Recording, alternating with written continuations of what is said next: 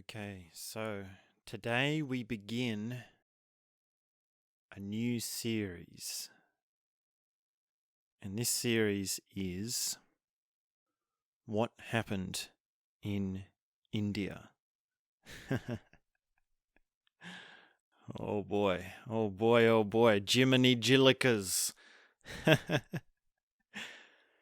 So this series will be my personal account, sort of like a reflective journal style confessional of my journey to India, my, I guess, hero's journey. The journey of no return in some ways. And I'm going to take my time with it. I'm going to sort of, as always, keep it raw, as everything that I've been doing has been basically raw and uncooked and just served up like this. So, pretty standard stuff if you've been following along with my other talking conversations. And I'll also mention that I do actually have a draft of this story in a book form, and I probably still could release that. I probably could still turn that into something. But at this stage, it's not a priority just because I don't have the resources, and it's probably best for me to be putting my energies into things like online courses. So I have a number of online courses, and that's really what I think is my best shot at making this work, because at this stage it really is still unclear to me if this is going to work at all, if things are going to work out at all. So I thought I would just sort of get something out in this sort of raw talking style and leave the book for another time, another year probably. And that means I will be sort of sidestepping in a certain way, which is to maintain people's anonymity and to not sort of step on any toes, because there will be a confidentiality line which I will have to be treading carefully around. So I'm aware of that. And I mean, the good thing about a book is you can change names, you can change identities, and you can amalgamate characters, and that way you can tell a more intricate story. So I'm aware of that. I'm sort of aware of the limits, and also, well, there's a freedom too to just speaking like this. There will be something very open and very heartfelt about how the story comes across like this. And who knows what will come out. I mean, I've picked just a few significant stories from my time in India, and I will be explaining just what my experience was, just how I was affected from that first person point of view, that subjective point of view. And boy, oh boy, are we in for a ride.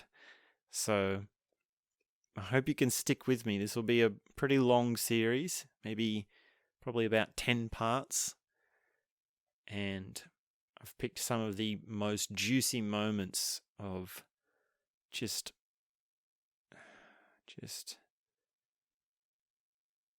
life-shattering realizations. Just absolutely cataclysmically life-shattering realizations. So that's a little bit about this series. And then the last thing I'll say before we jump into the story is that I'd like to dedicate this series to a buyer. So if you're watching, this one's for you. And I know there's a very small chance that you are actually watching. It's very unlikely. but nonetheless, it's dedicated to you. I also know it's not very appropriate to dedicate like a story series to someone. It's more like if you're doing a book, then you dedicate the book to someone, right? Because a book is something significant. Just talking like this is not quite as weighty as a book. But nonetheless, I mean, I've never dedicated my other series to anyone, but I just feel that, well, I'd like to dedicate this series to you, a buyer. That is, if you're out there. So, let's get into this story. What happened in India? Oh my God, am I really doing this? What happened in India?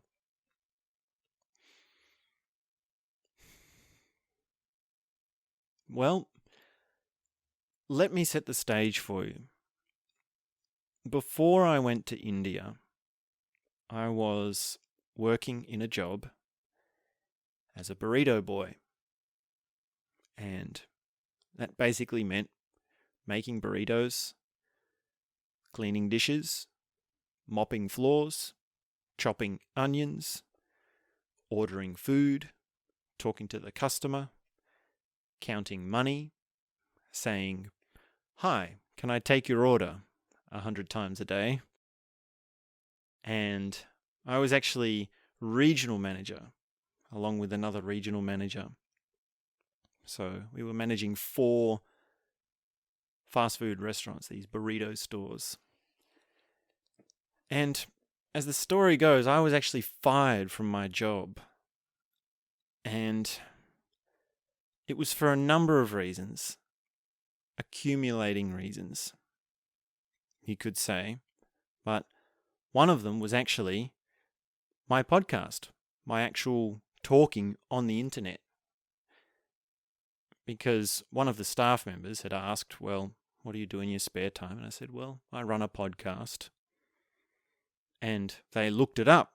And one of the episodes that they found was Cures for Sexual Frustration, which was an episode on meditative practices and awareness techniques surrounding masturbation. And apparently that was enough to have a serious strike against my name, just to have said these things, which I still stand by as actually quite positive things. Like, I think the message in that episode is a positive thing, right? Learn to understand your sexuality and your frustration. Learn to contend with your masturbatory tendencies. Have a mature relationship with masturbation, right? And yet it was still enough to have a strike against my name. Now, there were other things, like other staff members complained about me in a harassment sort of nature. And many of the things which they held against me, I still to this day have no idea how they could have had that effect on them.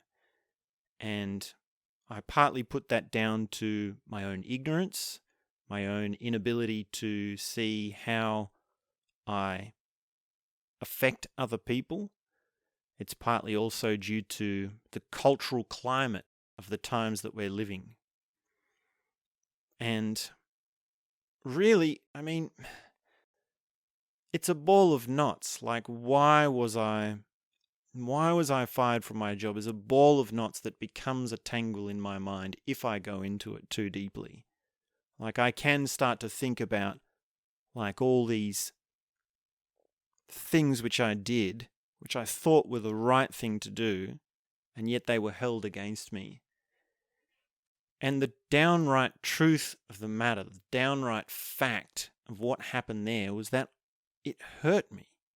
It hurt so bad to be cut off from that job. These people I had been working with for years.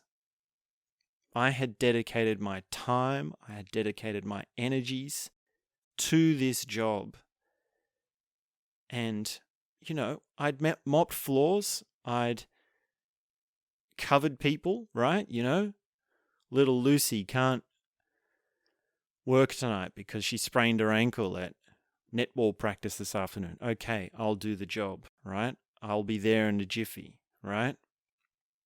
And being regional manager, you do all sorts of things, right? You run around, you answer phone calls, you run errands, you follow things up, you answer emails, you answer calls, you're talking to people, and it just gets into your life, right? It seeps into every moment of your life. And it's this job that you're dedicated to. And a lot of the time, some of the time, the things that I was doing might not even have an effect. It would be just that I'm just there just in case something goes wrong, right? The classic example of this would be that one of the stores runs out of food. And then it's like, okay, well, I need to drive the food across town so they don't run out. And yet when I get there, well, the next delivery's turned up, so they do have the food, right? So to dedicate so much and to really be involved in something, in a community, and then to just be like cut off, and for the worst reasons possible, for like personal character flaws, right? To have my own character flaws held against me. It was just so painful. And I heard nothing from anyone. That was probably the worst thing of it. It's just that no one wanted to have anything to do with me. So it was probably, it still is probably one of the most painful things that has happened to me emotionally, psychologically, and interpersonally, right? Because it was my only community at that time. It was the only major project I had at that time. So getting fired really hurt. And then the other side of the story is that while I was working in this job, I was learning more and more about meditation, right? I was reading heaps of books. I was reading about a book a day on psychology, philosophy, religion, and meditative practices, these sorts of things. And to add to that, I was listening to talks, right? I was listening to university lectures. I was listening to spiritual teachers. And I was also regularly attending meditation retreats. So I'd be doing 10 days here, 10 days there. And also meditating every day and exercising and eating healthy. I think I was already starting to go vegetarian then, and I was even experimenting with vegan diet for a time. And one of the speakers that I came across, one of the discourse teachers that I found was, of course, Osho. So I sort of stumbled across Osho by chance on this pop-up internet channel, and I was listening to his lectures, and I was just like just having this, like, being blown, like not like mind blown, being blown. My being was being blown to bits by the things this guy was saying. Like, it was just so outrageous, and he was just getting into all these parts of me. And I was just like, what? Who is this guy? How is this possible? And it's like I had already heard like a lot of spiritual teachers by then. I had heard some heavy cats by then. But this was something else. This was just a whole nother level.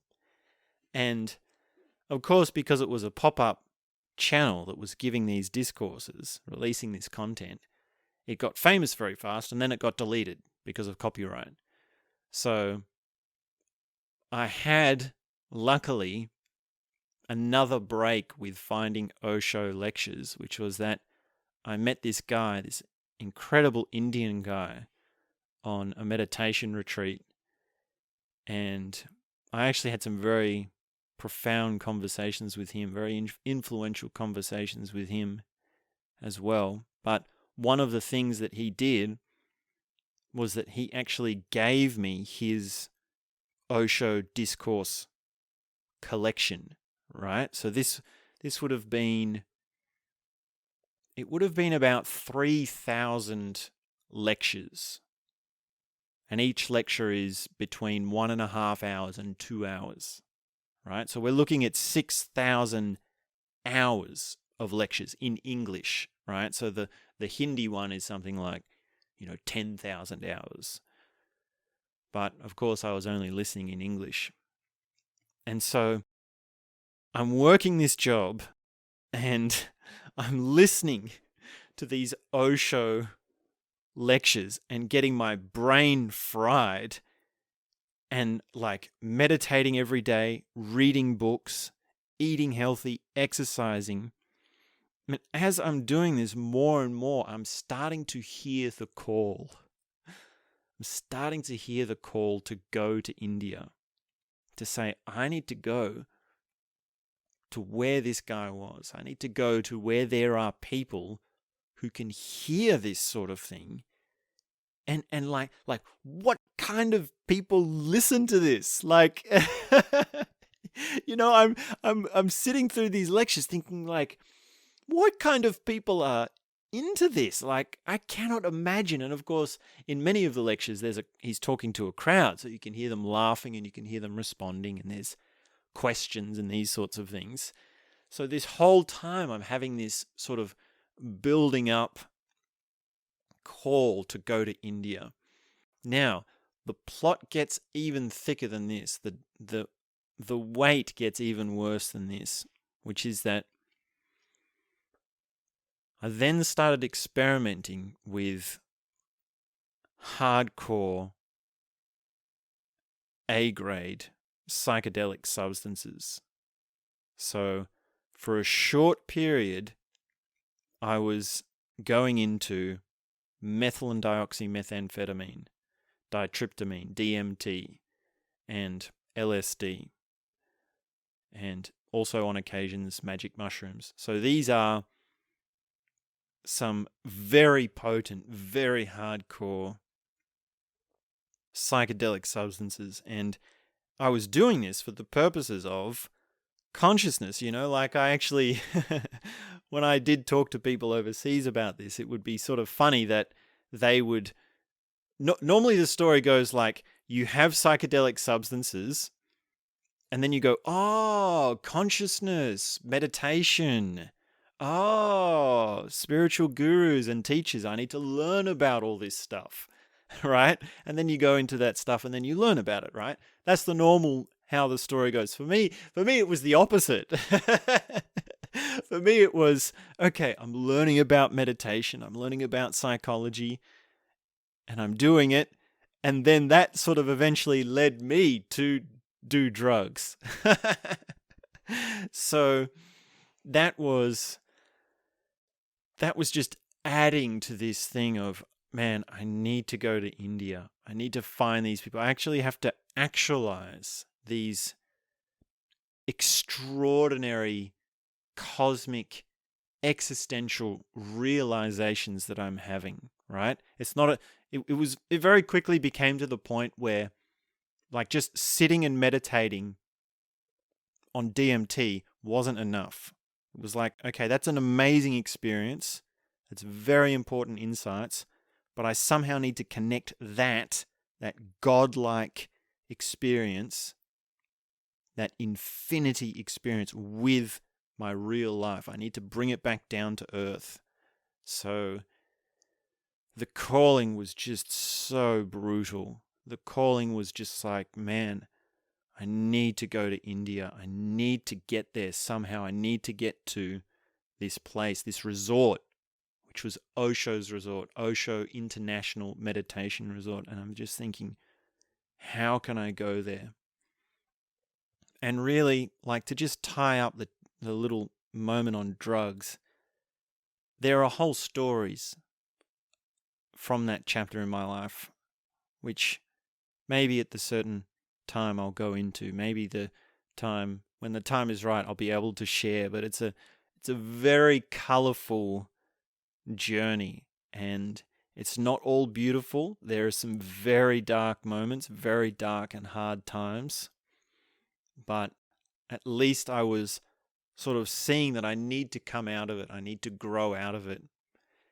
And as this happened more and more, I became more and more disconnected from my job, right? It was just becoming so shallow and so tedious and so difficult to sort of get along with the boss as well. Like to see a man put so much mental and emotional energy into something for the purposes of like cold hard money, like that image was just becoming more and more repulsive. Like what are you doing?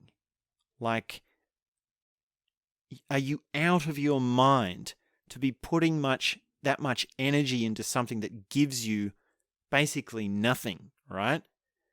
And at this time, I would be like sitting on a couch and meditating and having like just bursting ecstasy, right? Just like out of this world, just emotional, mental, existential ecstasy, right? And that's without drugs. That's just like stone cold sober ABC sort of meditation experience. And then it's like going to work and then trying to get something to work for you, and it gives nothing, right? Sure, it gives money, but it's just tasteless. It's substanceless. And of course, maybe the boss was sensing this sort of disgust that I was developing, and it was like, well, that's what was making him see me as something so worthless, which I'm sure he did at the end. I mean, he was very cold at the end. So, yeah. And it all came to a head, and I sort of had this thing where, well, I mean, the one thing that kept me there, I'll say, was the money, because I kept thinking, if only I had a little bit more money, if only I could just save a little bit more money. I just need that bit more money. I need to reach that financial goal. So it was sort of like this clash between this beautiful world, this beautiful just magic, this mystical magic that I wanted to go into, and this thing, but like, if I just had some money, right? So in the end, that choice, that sort of clash was made for me in this event of being fired from my job. It was in some ways like the universe was saying, you need to do this.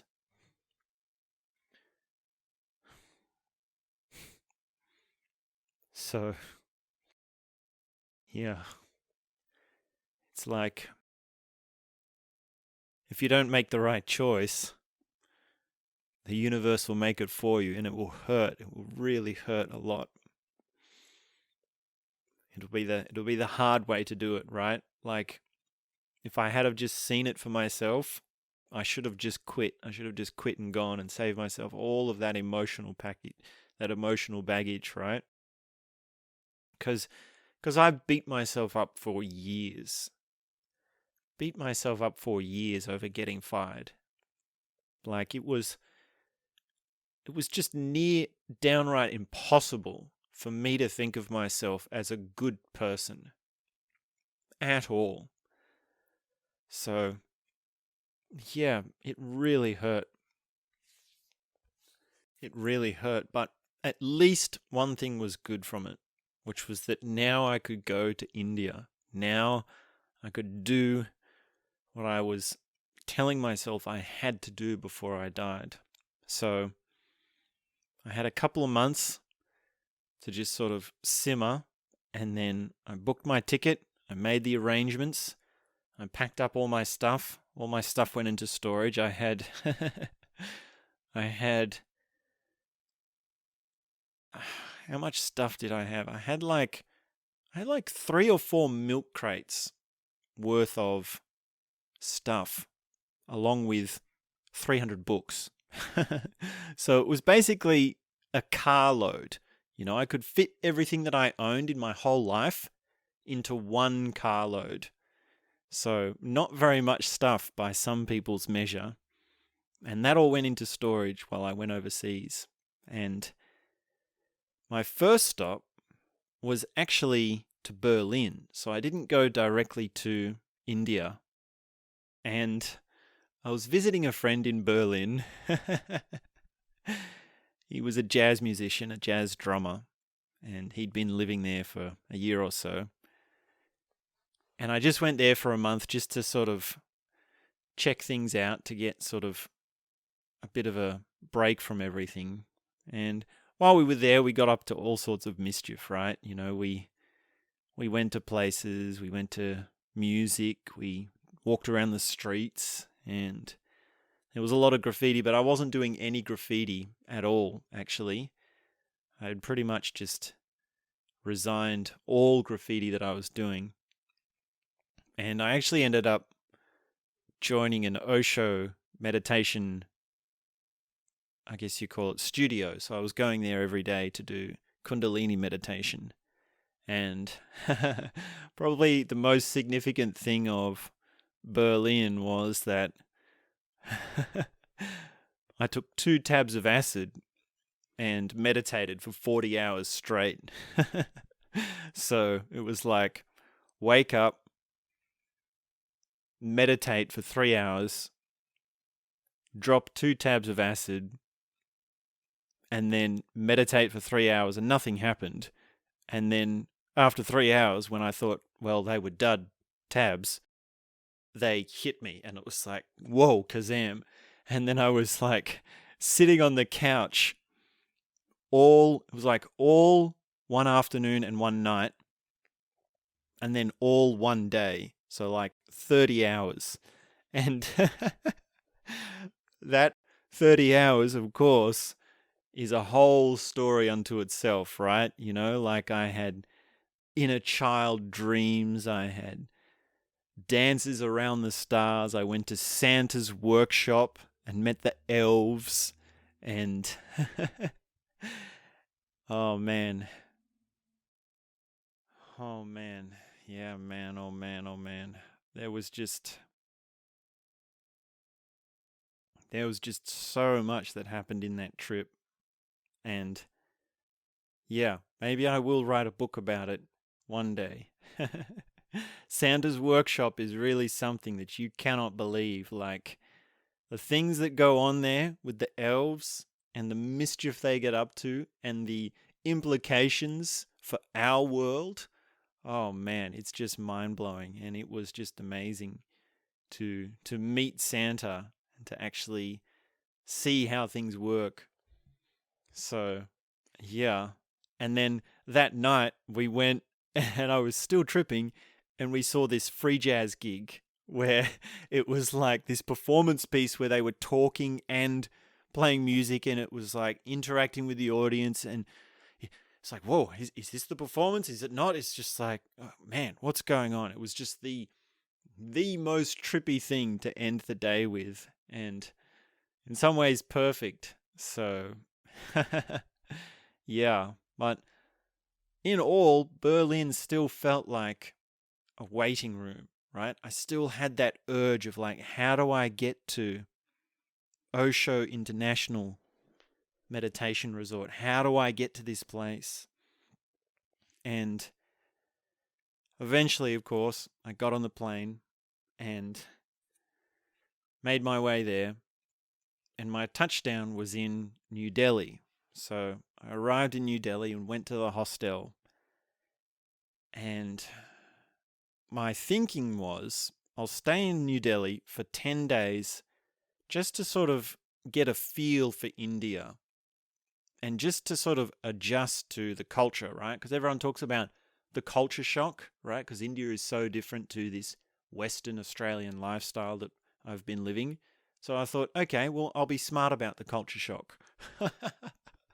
How bloody ignorant. I will just have 10 days in New Delhi, and then I'll be adjusted and fresh, and I'll see how things work. And then I'll go across to Pune, where Osho's meditation resort is, and then I'll be fresh and ready to go and ready to get into it and do some real serious meditation. Oh my God. Basically, by the first day, I was just completely overwhelmed by India. Like the shock of the traffic, the dust, the mess, the poverty, the smell, the smoke, the pollution, the overcrowding, the crumbling buildings, the tangles, the traffic. Oh man, it was just like being outside was just this sensory overload, just downright, like it's like a garbage truck has just dumped on you, right? And it was like each day I would just be going out a little bit more, going out for a little bit, walking around the streets. And it was like, okay, I need to find the supermarket. I need to get some food. And it was like so much just to walk out. And I kept pushing myself, right? I kept saying, I have to go outside. I have to look around. I have to have this experience. And I remember walking around once, and this guy comes up to me, and he's got like munted hands, munted feet, and like teeth missing, and he's wearing just rags, and he's got dirt all over me, and he sort of comes up to me and he looks at me and sort of snarls and grunts, and I'm like, okay, well, it's obvious what he wants, right? So I'll get some money out. I pull out my wallet and I give him some money, and then he asks for some more, and I say, okay, well, here you go, and I give him some more. And it was just like, damn, this guy has nothing. This guy is like barely scavenging enough to stay alive in this horrible condition. And here I am just like giving him money. And for me, it's just like spare change, right? And that's something, of course, that I knew in India, which was that if someone asks you for money, you have to give it to them. And of course, I had no problem with giving them money because, you know, for me, it was always just spare change. Like 100 rupees is $2 Australian. And for some of these people, that's all they earn in a week, right? And this guy, well, he really hit me because of how bad off he was. And someone came along and shooed him away. But it was just this shock of like, okay, I'm giving you 200 rupees. And in my wallet is like, 5,000 rupees. It's just like shock of this discrepancy, like in your face discrepancy. And, that's an experience that you can only really understand until you've had it yourself. And of course, there are a lot of different reactions with giving money. Some people, you give money and then they ask for more, and then they ask for more. Some people, you give them money and then they leave. One guy gave me some money and then he blessed me. He actually did this touch on my head and my knees, and I was like, whoa, I actually felt it, right? Like, whoo, the blessing. So that, along with just the chaos of the city, really got me. And I actually became sick when I was eating more of the food, and the majority of the time I would just have a sandwich at the hostel, right? So I wasn't really being adventurous with the food. I was really being safe with the food. But I had this meal which I got from a vegetarian restaurant, and it was like, okay, this should be safe because it's a high-class restaurant, and I can see that there's lots of rich people eating there, and it's more expensive than the street food, and it's vegetarian, right? So you'd think it would be safe, but when I got it, it was just like I don't even know what this is. I've never even seen anything like it. Like, how do I eat this sort of thing, right? It wasn't a soup, it wasn't a bread, it was just something else. Now, of course, I learned later that, well, that's the masala dosa. And that's a very common dish in India. But for me, I was like, what is it? I don't even know.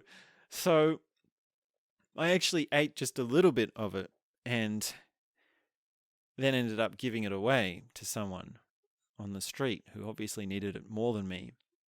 And I believe it was that meal that brought on the Delhi belly. And that is what they call the tourist's reaction to food in New Delhi. And oh my God, I was so sick. I thought I was going to die, right? I was just like feeling this pain all through my body. And the diarrhea was pissing out my ass. Just pissing. It was just like, bedridden, right? And I was staying in a dorm. So I was like on my bunk bed, and then someone would come in, someone would go out. People were coming and going all the time. And then I would like go into the bathroom, piss out my ass, and then go to bed and then just be like, oh, here it comes again. And then it's like, I hope there's not going to be someone in the bathroom, or like, I'm sure people would have heard me anyway. Like, oh man, that poor guy, that poor white guy has got the Delhi belly.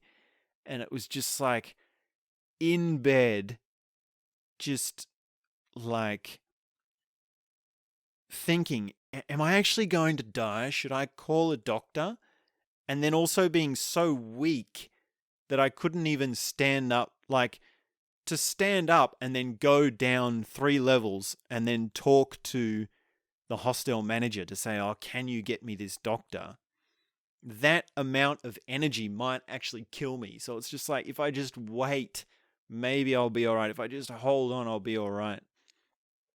And the thing that got me through that, the thing that really saved me, was actually music.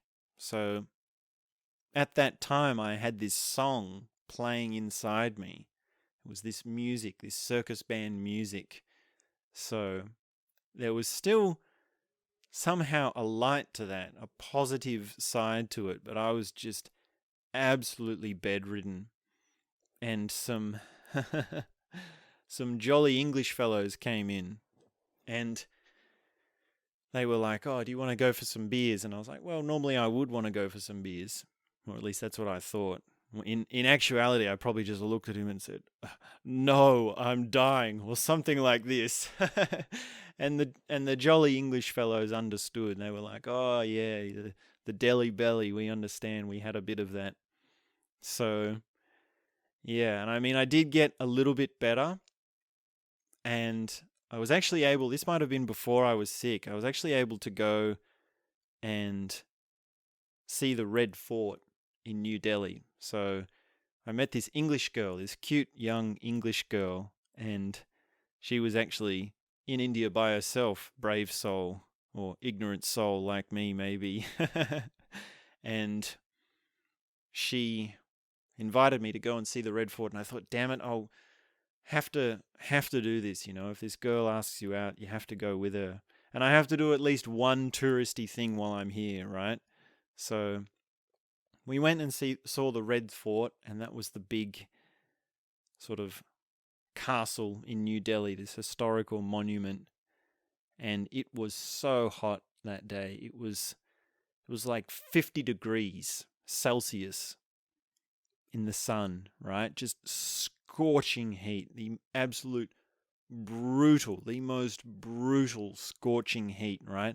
There's probably nowhere else on Earth that is hotter than that naturally.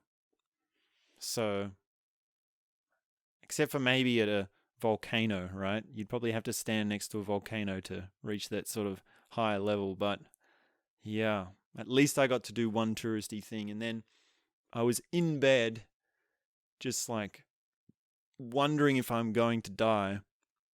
And it was coming to the end of my 10 days, and I had this choice, right? I could either extend my stay and sort of rest and recover, which would mean actually postponing my flight as well, or I could sort of muster up the strength to get on the plane and go. And in the end, I had like a bag of nuts and a chocolate bar. And that was the only food I'd had in 3 days after pissing out my ass. So I would have lost a lot of weight. And I did manage to check out, crawl into the taxi, crawl onto the plane and make the flight to Pune. And I touched down and got in a tuk and just went to the next hostel, which was round the corner from the Osho International Meditation Resort.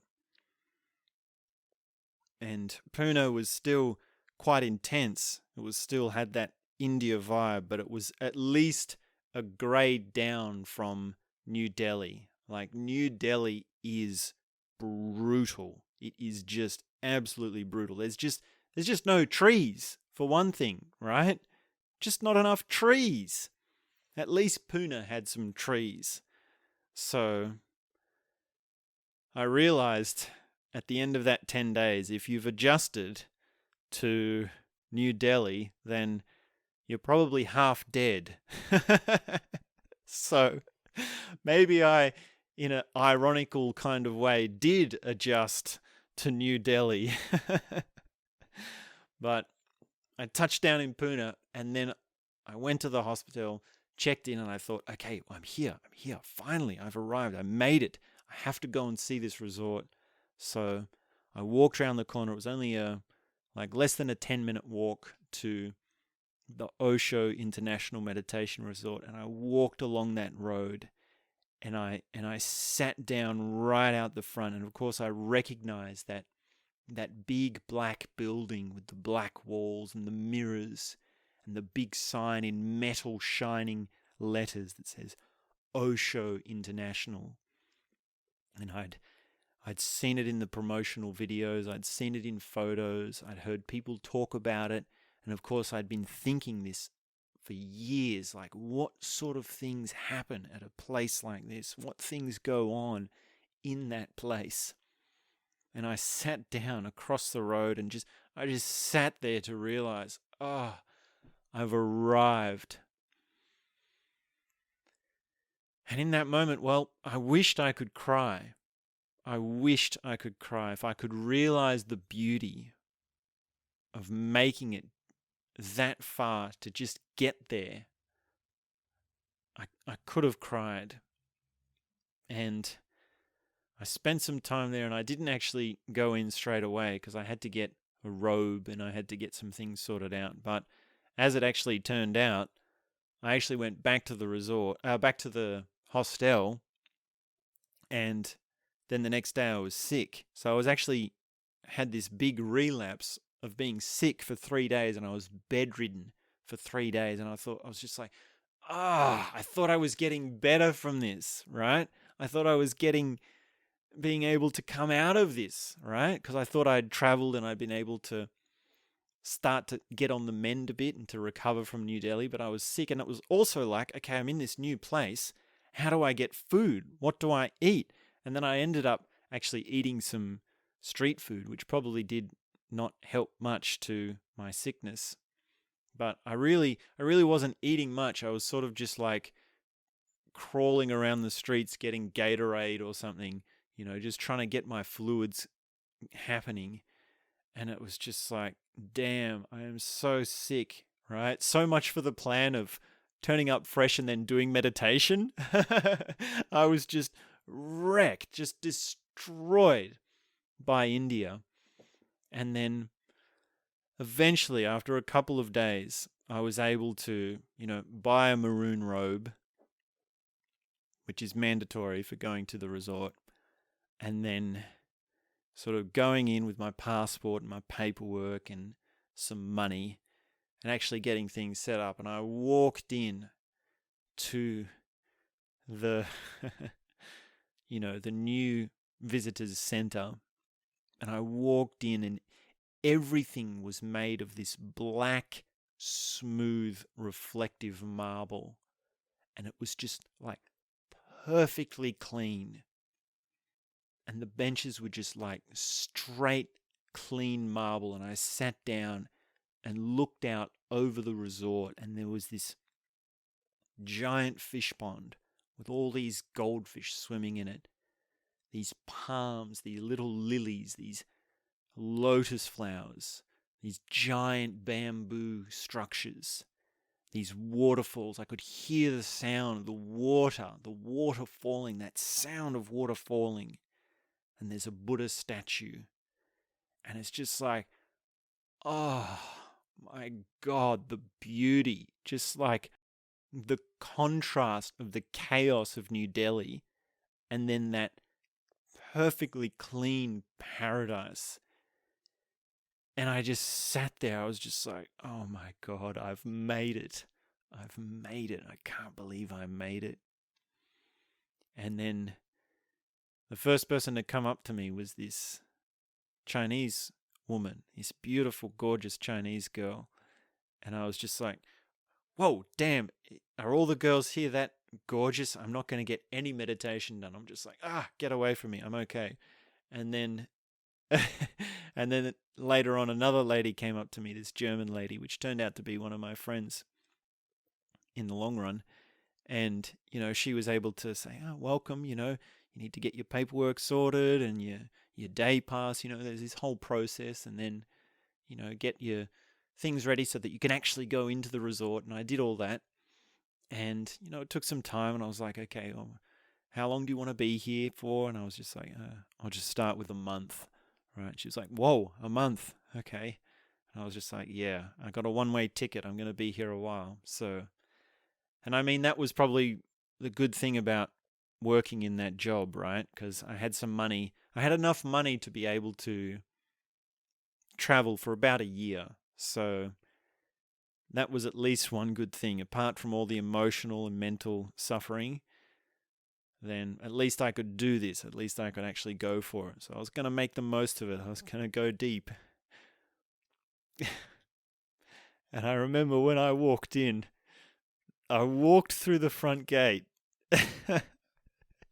And the first thing I saw was a peacock standing on a waterfall.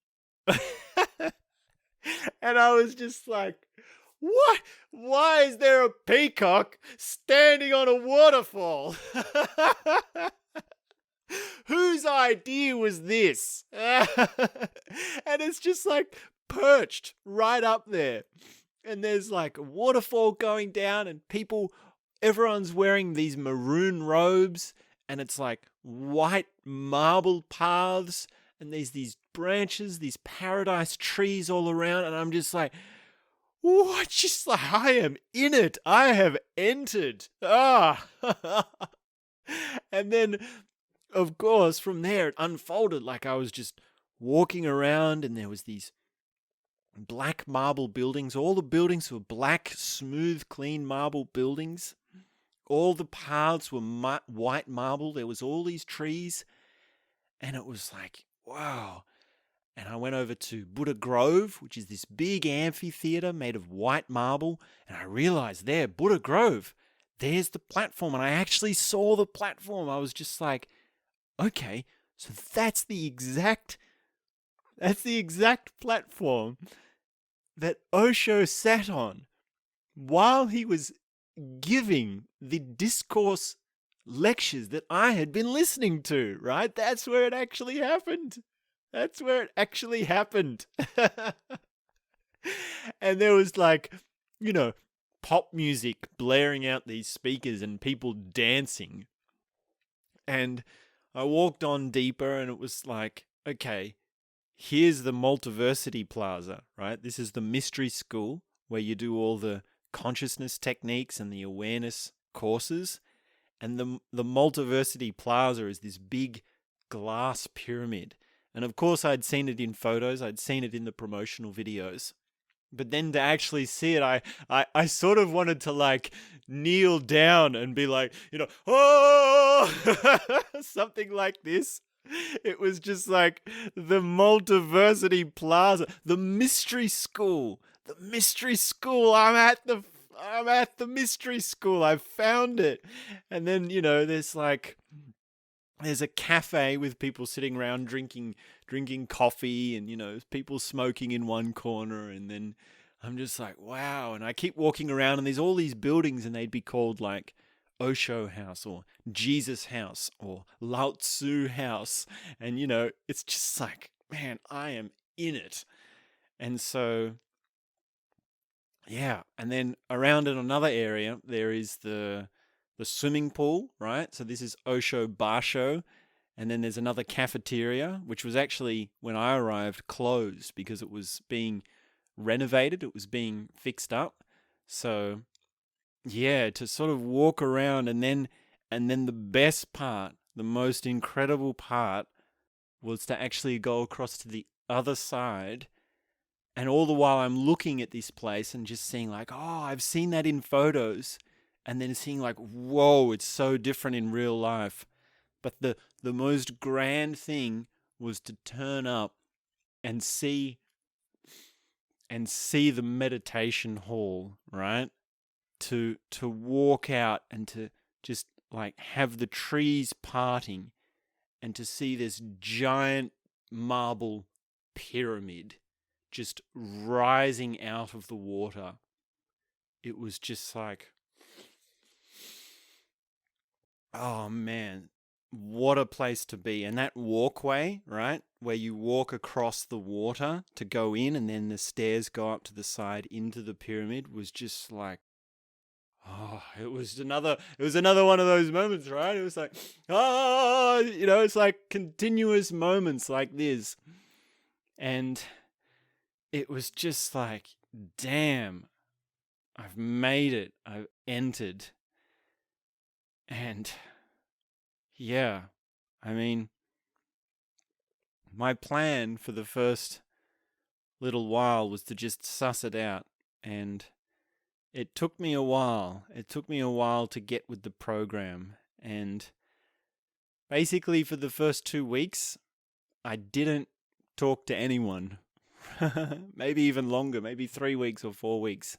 I was just sort of like having the standard day pass and then just going to the standard ABC meditations, right? Like dynamic meditation, Kundalini meditation, Nada Brahma meditation, chakra sounds meditation, these sorts of things. I was just like, okay, how do I do this? How do I get there?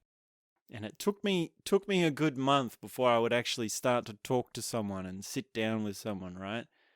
And at least I was there, that moment of sitting out the front on the side of the road and just sitting there. I'm sure if someone saw me, they would be like, oh, who's he waiting for, sort of thing. Maybe not. Maybe in a place like that, they're used to having people just need a moment to take it all in.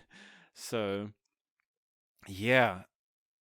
And like, what a journey it was. Like, I remember stepping off the plane and just having my foot fall for the first time in India and thinking, this is where it will happen. This is where I need to be. This is where I've been yearning to come. And this is so significant. This is so important. And to just arrive was such an adventure. It was such a journey. I felt like, wow, what an achievement just to be here.